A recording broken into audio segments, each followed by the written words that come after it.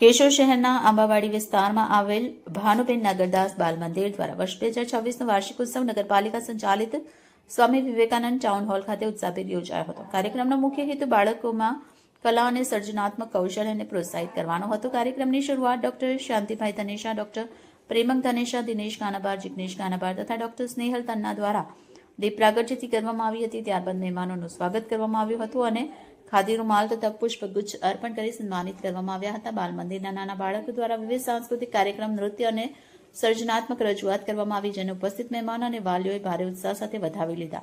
સમગ્ર town hall તાળીઓના ગડગડાટથી ગુંજી ઉઠ્યો. કાર્યક્રમમાં વિદ્યાર્થીઓ, વાલીઓ અને નાગરિકોની મોટી સંખ્યામાં હાજરી નોંધાઈ.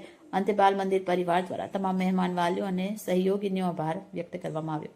રિપોર્ટર હર્ષ પડા, A to Z news, Keshod.